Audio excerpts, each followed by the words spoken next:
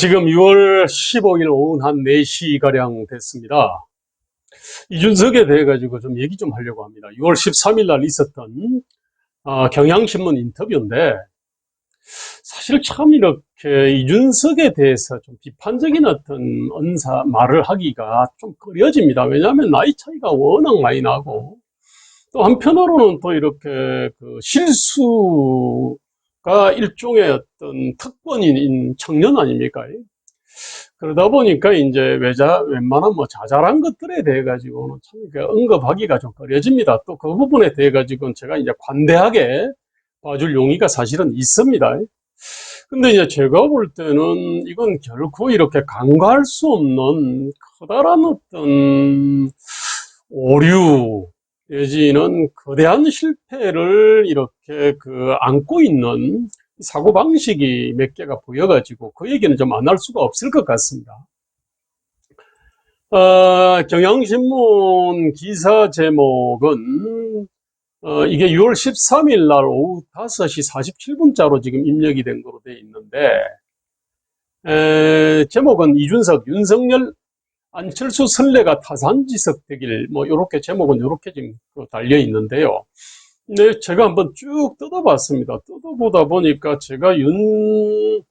어, 제가 그 이준석에 대해 가지고 사실은 가장 우려하는 바가 지금 그대로 지금 현재 그냥 이렇게 드러나가지고 굉장히 제가 사실 충격을 좀 받았습니다. 그 내용이 뭐냐면은 첫 번째가 이제 윤 전 총장의 스터디 행보를 어떻게 보나. 이거를 기자가 질문한 모양이에요. 그런데 이제 이준석은 이렇게 답을 했네요. 공부에 대한 강박관념을 안 느끼면 좋겠다. 지지율 1위면 천하 인재들이 모여들 텐데 왜 본인이 모든 걸 알아야 한다고 생각하시는지 모르겠다. 강단 있는 모습이나 원칙주의 같은 장점을 극대화하는 게 중요하지 않나. 약점은 주위 사람들의 조력을 받아도 된다. 자, 여기서 뭐 강단 있는 모습이나 원칙주의 같은 장점을 극대화하는 것이 중요하지 않나. 이 말은 뭐 전혀 이의가 없어요. 이건 잘 봤는데, 문제는 공부에 대한 강박관념을 안 느끼면 좋겠다. 지지율 1위면 천하 인재들이 모여들 텐데 왜 본인이 모든 걸 알아야 한다고 생각하는지 모르겠다. 자, 이거는요, 이게 전형적인 적반하장입니다. 사실은 이준석 대표는 공부에 대한 강박관념을 느껴야 될 사람이에요. 그런데 그걸 느껴야 될 사람이 오히려 윤석열 총장에 대해 가지고 공부에 대한 강박관념을 안 느끼면 좋겠다. 요 얘기를 갖다가 하니까, 이거 지금 걱정하지 않을 수가 없거든요. 좀 말 보십시오. 지지율 1위면 천하 인재들이 모여든다. 아니, 그러면은 문재인도 박근혜도 이명박도 그다음에 노무현, 김대중, 김영삼도 지지율 1위 정도가 아니라 아예 대통령을 갖다 했기 때문에 천하 인재들을 갖다 다 모을 수 있었습니다. 그런데 그분들의 어떤 지금 그분들이 이 정책적 지금 성과는 어떻습니까? 뿐만 아니라 이제 그 지지율 1위를 갖다 했던 후보들, 예컨대 뭐 이회창 등, 그분들도 엄청난 인재들을 갖다 모았는데 도대체 지금 어떻게 되냐 이겁니다. 그 한국의 오랫동안의 어떤 고질적인 문제들이 있습니다. 예컨대 뭐 불공정 좋습니다. 그 다음에 불평등 양극화 문제 있습니다. 저출산 문제, 북핵 문제, 그 다음에 뭐 교육 문제, 그 다음에 지방자치 분권 균형 발전 문제, 이러저러한 문제들이 있는데 이 문제들은 역대 정부들을 갖다가 천하 인재들을 다 모았다는 역대 정부들이 나름대로 더 해결해 보려고 노력했음에도 불구하고 이거는 문제가 어느 정도 완화 해소된 것이 아니라 오히려 더 대부분 아주 악화됐습니다. 이게 사실 저희 어떤 고민은 바로 여기서 전 출발을 했습니다.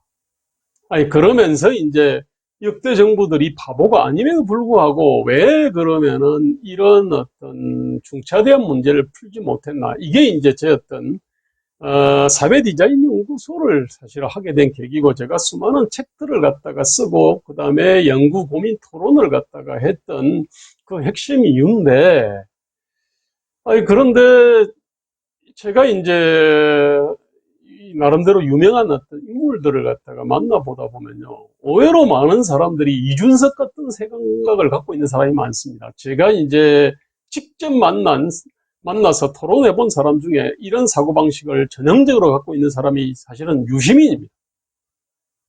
아니, 유시민도 이제 뭐 바람을 일으켜가지고 권력을 잡기만 하면은, 그러면은 뭐 얼마든지 그 강단에 있거나 어떤 관료들 중에서 똑똑한 사람들을 갖다 다 모아서 국정을 운영해 나갈 수 있다고 이렇게 생각을 하더라고요.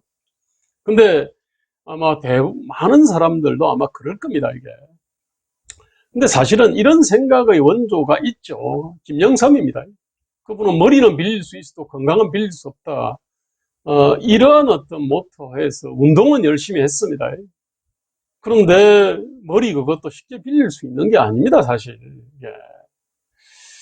자, 그래서 참 저는 이 한국의 큰 정치인들은 이 불평등, 양극화, 뭐 불공정, 저출산, 북핵 문제, 뭐 그다음에 교육 문제, 지방자치분권 균형 발전 문제 이런 문제들에 대해 가지고 정말로 어떤 이 치열하고 진지하게 좀 공부하고 그 어떤 해결책을 갖다가 찾아서 헤매야 되는데 의외로 그런 사람이 없어요.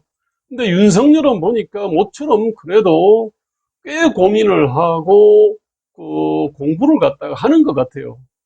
그런데 지금 적반하장으로 그것들을 갖다가 이렇게 폄하를 갖다 해버리니까 이게 걱정이 안 될 수가 없습니다, 사실은.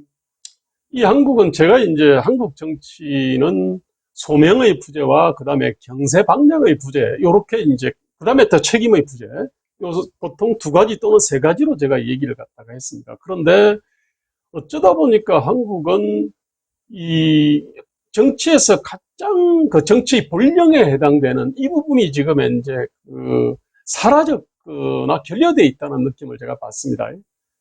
뭐 상식적으로 국가의 본령은 국가적 국민적 난제를 해결하는 겁니다. 그 다음에 역대 정부와 정당들이 결코 바보 집단이 아니었습니다. 그런데 이 문제들이 해소는커녕 더 악화됐으니까요. 그래서 대통령이나 당대표나 국회의원을 꿈꾸는 사람이라면은 이 국가적 국민적 난제에 대한 연구, 즉 정세방략에 대한 연구 고민은 잠시도 내려놓을 수가 없는데 이준석 대표는 이 고민을 갖다가 별로 해본 적이 없는 것 같아요. 근데 문제는 그렇게 해도 만 36세의 당대표를 갖다가 먹어버렸습니다, 이게. 그러니까 기본과 원칙에 충실하지 않고 엄청난 대성공을 거둔 사람들은 제가 보니까 자기 성공 방정식에서 벗어난 생각을 잘 못하더라고요. 바로 그래서 제가 걱정스러운 겁니다, 이게. 저는 참 제일 걱정되는 게 우리 어떤 인류의 어떤 그 한때 지혜와 양심의 총화라고 하는 그러한 이념도 있었습니다. 그리고 역대 한국 정부들과 정치인들, 정당들이 수많은 실패와 좌절을 겪으면서 이 축적한 정치적, 정책적 그 지식과 지혜들이 있는데 지금 보니까 이준석 대표는 그로부터 너무나 좀 이렇게 멀리 떨어져 있는 사람 같아요. 근데 이게 소수 정당의 대표가 아니고 집권이 유력한 정당의 그것도 단일 대표니 어찌 걱정을 갖다가 내려놓지 않을 수 있겠습니까? 그 걱정을 내려놓을 수가 없습니다, 이게.